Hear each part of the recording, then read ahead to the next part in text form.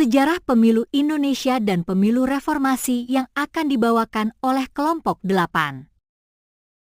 Oleh Najwa Inayah, Nirmala Isma Mubarokah, Nisa Zulfanur Fadilah, Nisrina Anbar Fadilah, dan Putih Zara Maila Zakrulsyah. Sejarah pelaksanaan pemilu di Indonesia sebelum era reformasi. Yang pertama ada pemilu pada tahun 1955. Pemilu pada tahun 1955 adalah pemilihan umum pertama di Indonesia yang diselenggarakan dalam 2 tahap, yaitu pada tanggal 29 September 1955 untuk memilih anggota DPR dan pada tanggal 15 Desember 1955 untuk memilih anggota konstituen. Lalu yang kedua ada pemilu pada tahun 1977. Pemilu pada tahun 1971 didasarkan pada Undang-Undang Nomor 15 Tahun 1959 yang mengatur pemilihan anggota DPR, DPRD tingkat 1 dan DPRD tingkat 2 secara langsung, umum, bebas, dan rahasia. Pemilu pada tahun 1977, 1982, 1987, 1992, dan 1997.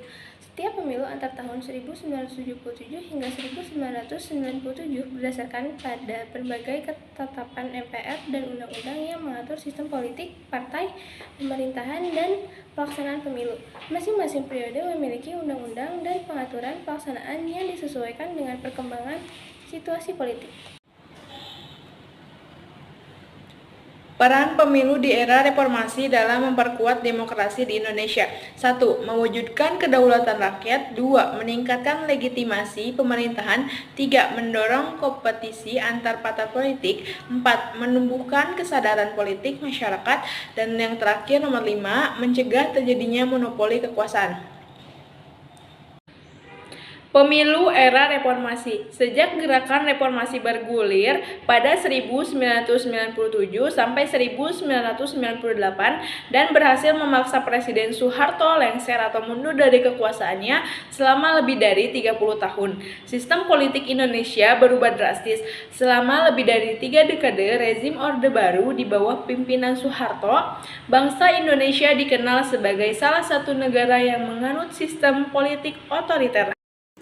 Baik, selanjutnya ada sejumlah elemen otoritarianisme rezim pada Orde Baru. Yang pertama, kepemimpinan presiden yang berlangsung selama 7 periode sejak tahun 1966 atau tepatnya secara formal sebagai pejabat presiden pada tahun 1967. Yang kedua, ada pembatasan kebebasan berserikat yang ditandai dengan pembatasan partai politik peserta pemilu.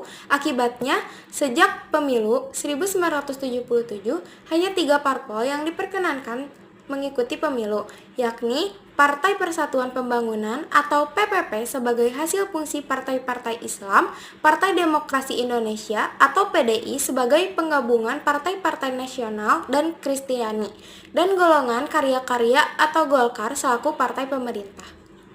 Ketiga, ada pembatasan kebebasan pers yang ditandai dengan ancaman pemberedelan bagi media cetak yang dianggap berseberangan sikap dengan pemerintah, seperti pernah dialami oleh hampir semua surat kabar dan majalah berita yang terbit pada Orde Baru.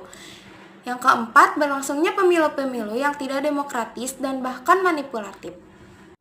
Yang kelima, ada sebagian anggota DPR dan DPRD diangkat dari unsur ABRI yaitu TNI dan Polri, serta sebagian besar anggota MPR diangkat langsung oleh Presiden. Lalu yang keenam, introduksi dan pelembagaan golongan karya atau Golkar sebagai partai pemerintah yang bertugas memenangkan pemilu-pemilu manipulatif Orde Baru. Lalu yang terakhir yaitu melalui konsep dwifungsi. Sejak pemilu 1999 yang kemudian dilanjutkan dengan 4 tahapan amandemen terhadap Undang-Undang 1945, Indonesia memasuki era baru yang secara publik sering disebut sebagai era reformasi. Dalam era reformasi yang ditandai dengan keterbukaan dan demokratisasi, telah terbentuk sistem politik yang baru secara struktural, berbeda dengan sistem politik otoriter Orde Baru. Ciri-ciri yang berlawanan dengan ciri-ciri sistem otoriter Orde Baru. Yang pertama, pembatasan kekuasaan dan masa jabatan presiden selama maksimal 2 periode masa jabatan atau 2 kali 5 tahun. Yang kedua, adanya jaminan konstitusi dan perundang-undangan bagi hak-hak politik, kebebasan sipil, hak-hak asasi manusia yang melekat pada setiap warga negara. Yang ketiga, jaminan bagi kemerdekaan dan kebebasan pers. Yang keempat, berlangsungnya pemilu yang bebas, fair, demokratis yang diselenggarakan oleh Komisi Pemilu yang independen. Yang kelima, semua anggota parlemen baik nasional DPR dan DPD maupun daerah DPRD di provinsi ataupun kabupaten dipilih melalui pemilihan umum. Yang keenam, adanya jaminan kebebasan berserikat memungkinkan setiap warga negara membentuk partai politik untuk ikut serta dalam pemilu sehingga terbentuknya lebih dari 100 parpol menjelang pemilu 1999. Yang ketujuh, militer mundur dari politik sehingga semua jabatan politik formal di legislatif dan eksekutif kini hanya bisa diisi oleh politikus sipil. Kesimpulannya, pemilihan umum adalah proses demokratis di mana warga negara memilih pemimpin atau perwakilan mereka melalui pemungutan suara, baik langsung maupun tidak langsung. Tahapan dalam pemilu mencakup perencanaan, pendaftaran pemilih, kampanye, pemungutan suara, dan penghitungan suara.